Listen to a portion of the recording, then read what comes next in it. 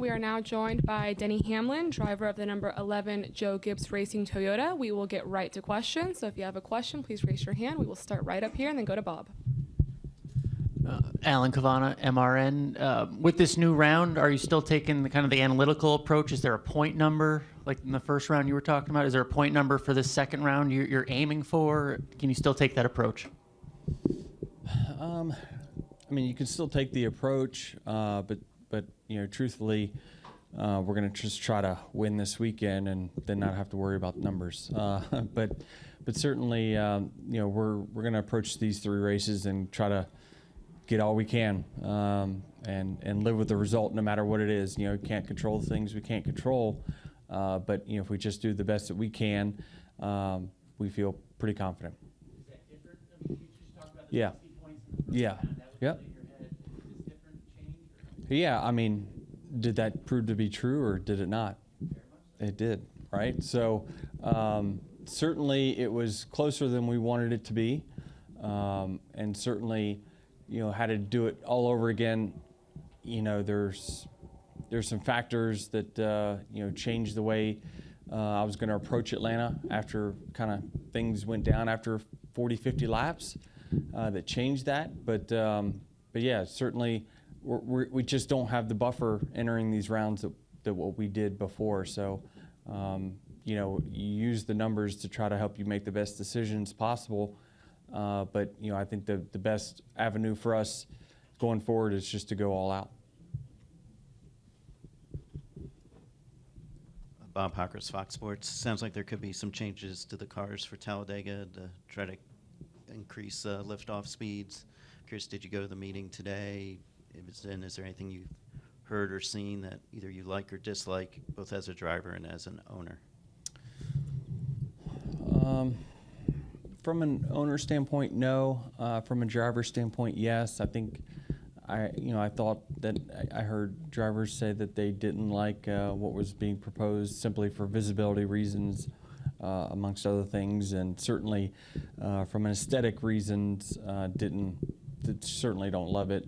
But you know, they're going to try to make it, you know, make the best educated guess that they can on what would fix it. But you know, I've said a million times, I certainly don't think that rollovers are necessarily a bad thing.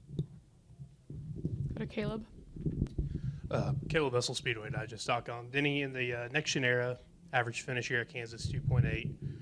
What about this track fits your driving style? I mean, I think the things that have made us really strong here is the ability to run the same lap time in multiple lanes. You know, it's certainly everyone can run fast when they go up by the wall, but can you run fast when you actually have to pass someone and have to go down low? And so I think that our ability and the versatility of our car over the last few years is really what's made us excel. And, you know, just the momentum-based type of racing that we have on these 1.5 miles, it seems like I've adapted to that type of style. And I'm just curious, with this new car coming here, you know, I wouldn't call this race a dud with the old cars, but it just seemed with this next-gen car, the racing has been phenomenal here. Does this track have the capability of hosting the championship race? Yeah, I mean, it's certainly, from a driver standpoint, from a competition standpoint, it seems like it puts on some of the best racing that we have. Even though 1.5 miles generally have gotten you know, really good over the next gen era, this track in particular stands out amongst them. So certainly, you know, bias, yeah, sure. From my standpoint, absolutely put it as the one race winner take all, but you know, certainly there's a lot of factors that go into that. Do we have any additional questions for Denny? We'll go to Reed. Reed Spencer with the NASCAR Wire. Given your history at the Roval, do you think you need to get basically your business done in the next 2 weeks to establish yourself in position? And have you studied the changes to the Roval, and what effect do you think they'll have? Yeah, I mean, certainly the Roval will be a challenge, but it's going to be a challenge for everyone to learn the new track. Yeah, we want to get as much business as we can get done over these next 2 weeks, no doubt about it. You always want to have a bigger buffer going into that final race, just simply because of the flip-flopping that can go on during stages there.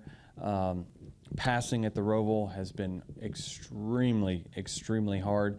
We've seen guys that stay out for stage points do not make it back up to the front, no matter how good their car is. So I just think that generally speaking, you want to have some sort of buffer going into that track so you can play strategy multiple ways.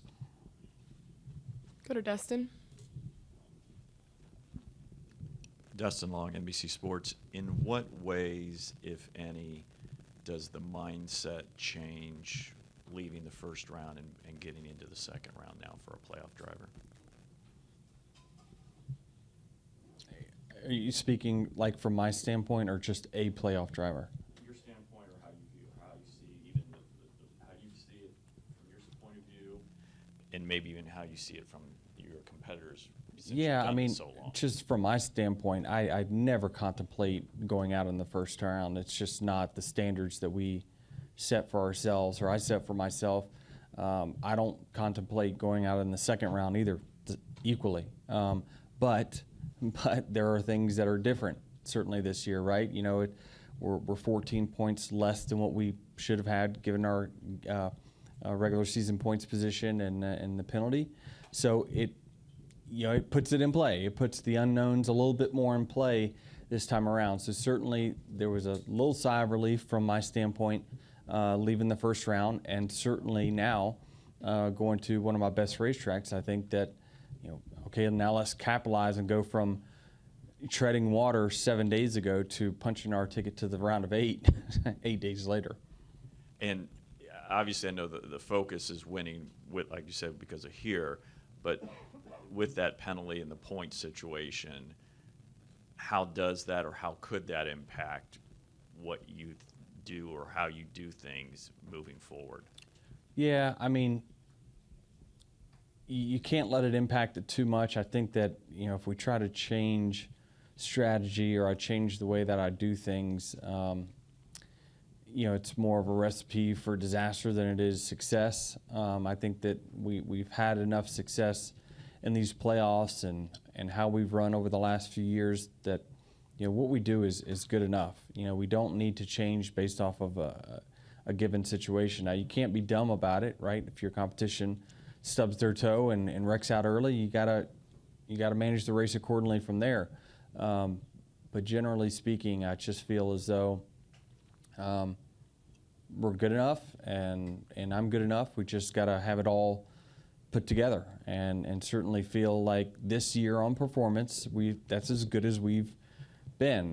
There's certainly probably been some other years statistically that's been a little stronger, but as far as speed's concerned, we don't come to these racetracks hoping we have speed. It's just we're hoping these races play out where speed really, really matters.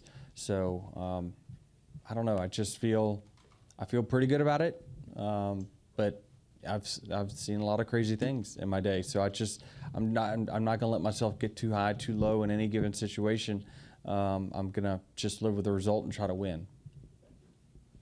Any additional questions, Stephen?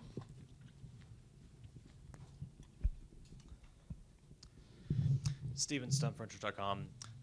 Denny, earlier this week there was the report from Sports Business Journal that FedEx might be downsizing its deal for next year. But regardless of what happens next year, how important, grateful has it been to have one sponsor of all you for this entire career, and what has your partnership with FedEx done not only at the track but off of it as well? Oh, good question. It's been a fantastic partnership that we've had, nearly 20 years. They're the ones that really took a risk on me when I was just running the Xfinity Series about 5th to 8th every week. And J.D. Gibbs said that this is the move we want to make and put him in there. So they're the ones that really took a risk. And so certainly that risk paid off for many, many years. And I couldn't be happier to be aligned with FedEx. And certainly I've got to do a lot of great things with them off the track as well. We've rebuilt houses, done some things with Salvation Army, Team Rubicon, some great things. And certainly they're a company that has given back to their local communities unlike any other. When COVID happened, getting important medical supplies to hospitals and whatnot that needed it, So it's certainly a relationship that I've, it's made my career. It's made it a lot easier being aligned with someone for that long. And we're going to continue to represent them on and off the racetrack for time to come. So certainly feel happy about that relationship, and certainly it happened because of Joe Gibbs and his relationship, but certainly been very proud to represent that company. All right, thanks for the time and good luck this weekend.